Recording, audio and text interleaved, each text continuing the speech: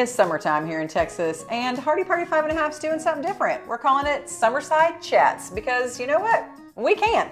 And we pay the bills and we can do whatever we want. That's right. We pay right. all the bills. Yes. So, Summerside Chats, we're just going to talk about whatever we want to talk about. And today, it's coffee shops. We like coffee shops. You like a coffee shop, right? I like coffee shops. I think you like coffee itself more than I do, and I like the experience of a coffee shop. That's true. Do you like cold coffee at all? I will not touch cold coffee. Wait, have you ever tried it? I have tried it. Okay, promise. Yes, I have tried it, and it doesn't have the taste I want.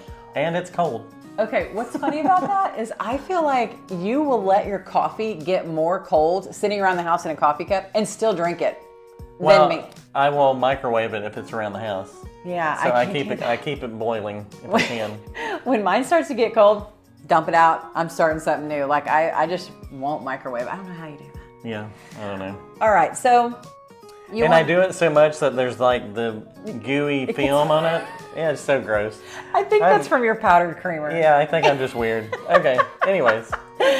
So basically, you're the go-to person for this question, which is, what do you look for at a coffee shop? You've got big opinions. Okay, the one thing I'm not looking for is the big box coffee place. Okay. Like a Starbucks, a big, what are they called? Dutch Brothers. I call them brothers, even though it's Dutch Bros. Mm-hmm.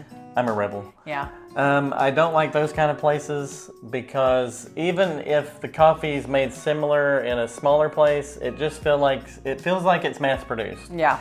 And honestly, for me, the coffee at Starbucks doesn't taste very good. It tastes burnt. Yeah. So I'm looking for a local place. I'll get online before, like if I'm in a different city or something, and I'll just, look up coffee shop. I'll try to find something that looks cool, like has a cool theme, and is smaller more than bigger, so I can go in. And when I go in, I'm looking for a place that's like warm and inviting. Yeah. And we were talking about this earlier. I don't want it too busy. I want it busy enough that I know people like it. Like you want to know the locals like it. Yeah. So you don't want it totally empty. But I don't want it so busy that it feels like I'm a fast food place. That's true. So that's a big thing. It's like, and I love a theme. So give me a great theme. And I'm all in it because that's just so interesting to me. Yeah, you do like a good theme. And you're like looking at the pictures, Oh, yeah. But you do that with restaurants too, which I think is interesting. Yeah. I love that about you, that you're always like researching. And I mean, looking at pictures can tell you a lot. It's like, look at the pictures that are not actually from the restaurant pictures of the coffee shop pictures. I mean, yeah, it's really good. Okay, and that's interesting. When we were looking at that stuff, I look at the pictures and you look at the reviews. I don't even think about the reviews, which in a logical mind, I should be looking at the reviews and not what it looks like. But I just want to see if it looks cool. Yeah. And you want to see if there's good service and good food and good coffee. But the first thing I look at is the menu. Yeah. Because I need to know about the food selections. Yeah. And then I'm going to read the reviews while you look at the pictures. And that helps us determine a lot, like whether or not we're going to like it or go there or whatever. So when we go to a coffee shop, I like to look for comfortable couches and places to sit around, especially if I'm with like a couple of girlfriends or if you and I are gonna, have some great conversation. Like I like coziness because let's be fair, like a lot of the menus at coffee shops basically are the same. So you're not like getting a whole lot of variation there. So you're definitely going for the look. Well, and one thing you're talking about comfort and all that, I am looking for plugs. Because a lot of times I'll go to a coffee shop just for a couple hours to work. So I need a easy, accessible plug so I can plug in my computer or my phone if I'm going to be there a little while. Yeah, that's so true. Yes, that's for sure. Two different types of people because like I'm hanging out at the coffee shop with girlfriends because I don't do work on a computer and you're taking a computer and you're needing a little more like, here's my business space and I'm getting to work. Yeah. So I guess that probably kind of plays into that a little bit. Yeah. One thing I know you do like though is like the history of a coffee shop or any kind of restaurant for that matter, and you always search that out in all of life. You love history. I guess I like to know how things got to where they are, I guess. Yeah, I want to know the backstory of everything. Yes. How do you find that out when you go to a coffee shop? Well, you would hope that the servers are going to know. Like if you have a cool name, like the Flying Squirrel is one of our favorites. And we didn't mention earlier, we're going to put some links into some of our favorite coffee shops in our episode notes, so you can check them out too. Yeah. And Flying Squirrel is one of our favorites. So, and we did an interview with them, and it's like the first thing I wanted to know is, okay, why did you call this Flying Squirrel? Right. And they were on top of it, knew the answer. And you hope that all your employees are going to know it. And it was interesting. It wasn't a coffee shop, but there was a restaurant in Oklahoma that had a cool name, like a very odd name. So, of course, Scott wants to know, okay, what's behind this name? Right. So I asked the server, and they're like, I really don't know. I have no idea. I could ask the manager. Yeah. So the rest of our lunch was we couldn't find the manager to ask. And then I found, and I wasn't giving up, because even when we were done eating, we couldn't find the manager, and then we were heading out. I went up to the hostess, and I'm like, hey, I'm just curious, what's behind the name? And they're like, oh, I don't really know. So to me, it's like, if you're going to have an interesting name, everybody in your organization, all the servers, everybody that works there should know that story. Yeah. Because it's a way of connecting with your customers. Yeah. And it's the way you can start community and go, oh, here's the story behind that. Yeah. Yeah, I think part of that's just training and management. And you can tell a lot about a restaurant or a coffee shop when you get a server. We went to a place down in Spring. It was so good. The food was so good. We're going to post a reel about that because it was amazing. Oh, yeah. What was it? You can say the name of it. I can't remember. Winchie Brothers. Okay, anyhow, it was so cool. We got this server. He was phenomenal. We're like, what do you recommend? He's got all the recommendations. He's very polite. He's on top of everything. He tells us that this place behind us has a lot of history. He starts to tell us, and then he said, which we didn't take him up on this, but he said, I can take you on a tour after dinner, after your lunch if you want. Yeah. I saw when we went upstairs, there were other people up there with their servers showing them around. They knew their business. You know what the last question I asked him was? How long have you been working here? Because it seemed like he'd been there for years. Yes. Yeah. 3 days. He'd been there 3 days. 3 days. He was so well trained and knew everything about the history of the place. That just speaks a lot. So now when he recommends something to me, I'm going to be like, you know your stuff. Like, you know this menu, you know. Take my money. Take my money. Yeah. And bring me whatever it is you say is the special of the day. I will eat it. Well, and that's a big deal, though. If you can make a connection between the server and the customer, then honestly, your food or your coffee doesn't have to be that good. Like, you've already got me, like, I'm just interested and want to be here. Yeah. And then that makes me think the food or the coffee is better. Yeah. Even if it's not. Even if it's not. Yeah. Okay, so speaking of, what's your go-to coffee order? Okay, I get a lot of flack for this from other people that we know that are coffee people. I usually go for, and I've gone less and less for this, but my go-to is white chocolate mocha. I know. With oat milk, half the syrup, and no whip. I don't want any whip in there. Because as I've gotten older, I used to like it much, much sweeter. But now that I've gotten older, I like it less sweet. I want more coffee and less frou-frou.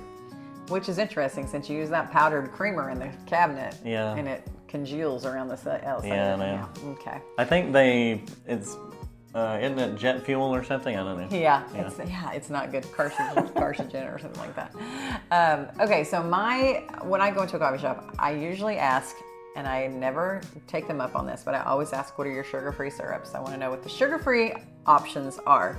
And mostly it's vanilla and caramel, sometimes hazelnut, other ones. I always pick vanilla. I'm always going to ask, and I'm probably always going to pick vanilla. Vanilla, sugar-free latte, half the sweet with almond milk. Half the sweet. I'm with you. I used to say I liked my coffee blonde and sweet like me. Well, as I've gotten older, I've gotten less sweet. I'm less sweet, and so is my coffee. Yeah. You don't have to agree with that. Oh, sorry. Yeah. No, you're as sweet as ever. Okay. But on that note, I have been leaning. It was in Vail, Colorado, in a couple of months ago, and we went to Two Arrows. Wasn't that the name of it? Yeah. And it's in the Vail ski area, and I had lavender and honey, and that was super good. So I've been trying to get that wherever I go now too, because I really enjoyed that. They don't have it a lot of places. There's not a lot of lavender in the world. I'm so surprised that you like that, because I would think that you would say that tastes like potpourri. I'm kind of the most interesting man in the world. You I have many layers. are. I'm like an onion. There's so many layers to me. That's so true. Yeah. So one of my favorite places is in Arkansas at the Onyx Lab Coffee. There's several of them there, but a couple of them have, actually all of them have really cool aesthetics, which there's some of them that you just want to sit in forever and you can look around and take it all in. And then there's some smaller ones too that I personally Onyx really is like. really big. Like it's 2 stories. It is really and I big. love it that they're reusing an older building. Yeah. And I always love that. That it brings character to the place, and also it's just smart to reuse things instead of tearing it down. Yeah. You love that. Yeah. And another one that I love is in Fort Worth called Cherry. And it's got like really cute couches and books on the wall and stuff like that. Again, I'm going for some aesthetic feel, but I think the coffee's really good there too. Okay, one of my favorite places, and I happen to have the coffee cup with me. I didn't plan that at all. Is Cafe Dumonde in New Orleans. Yeah. Okay, let's be honest with Cafe Dumonde. It's a little rough. It can be a little rough in that neighborhood. But I like what's that really thick coffee called? Chicory. Chicory. I kind of love that. I can't drink a lot of it. But really what sells me on that place are the beignets. You love beignets. So the beautiful beignets and a little bit of that chicory, and I'm good to go. Yeah. But it can be a little nasty there. It can be a little dirty. But it's a vibe. I mean, you It's just have to totally do a vibe. it. It's like a New Orleans vibe, for sure. You have to do it. Yeah. The last time we went through Louisiana, though, we stopped at this place twice, going and coming, called PJ's, and it is a chain. We found it's a little bit of a chain. Ones. We didn't know that. PJ's Coffee. PJ's Coffee, very clean, very nice, and every time my latte was perfectly made and tasted great. I was highly impressed with And their it. little snacks were good. I had a ham and cheese croissant. It was very good. Yeah. Yeah, we I liked it. actually bought some of those little power balls. They had like remember the Oh little yeah, brick those were ones? good too. Yeah, those were really good. So, you never know what you're going to find, and you can look at a chain too. That's right. So, I definitely like to go to coffee shops, but I also like to drink coffee every day at home. I will sit on the porch at 110 degrees and drink my coffee. You'll be sweating and drinking your hot coffee. Yes. I don't understand it. All you ever do is open the door and go, how do you sit out here? Which is my way of saying, come on in, I'm not coming out there with you. Yeah. Yeah. Maybe I just want some peace and quiet in the heat on the porch with my coffee. That's right. You sound like Alex. I just want some peace and I quiet. just want some peace and quiet. Yeah. Anyhow, one of my favorite things, and I'm not like this. I've always bought like whatever at the store, the pods. When you get a Keurig, it comes with a little thing that you can put your own coffee grinds in, and I've never really done that before. But then I entered a giveaway. This is where it all began. I entered a giveaway for Addison Coffee. Addison Coffee. Addison Coffee. Oh yeah. It is in, you guessed it, Addison. Addison, Texas. That's right. Yep. And our dear friend Emily and Joey Gibson, they both work there. They were doing a giveaway. I happened to win. I don't know how I got so lucky, but I won several $100s worth of things from them. It was very nice. And I kept most of that, including a coffee grinder, which was very nice. And then I also won a bag of coffee, a big bag of coffee. I fell in love with it. It's the best coffee I've ever made at home, and now I can't stop having it. Okay, Rebecca, what makes it the best you've ever had? We've talked about coffee houses, so let's get more specific with coffee. And you're much more of a coffee person than I am. I just like hanging out and looking cool. Yeah. But what are you looking for in coffee itself? Here's the deal. It's kind of like wine. I don't know if you've ever read on like the bag of coffee where it's like has tones and hints of bubblegum and cedar trees. What? Okay, I can never taste those things in there. So I'm not 100% sure about that. But I do know that there are, and I've looked because I've gone to buy bags of coffee, and on the back of it, it's like beans from, and it'll list like 4 different countries. You don't want that. You want it to be like a singular location. So what I get from Addison is Costa Rica, Vienna, and it is the one that I have fallen in love with. It's very smooth. There's nothing bitter about it. Now, I don't know if that's because all the beans are from the same place. I don't know if Joey Gibson does an amazing job roasting these beans himself. I don't know if they put, like $1 million when they grind it. It's just great.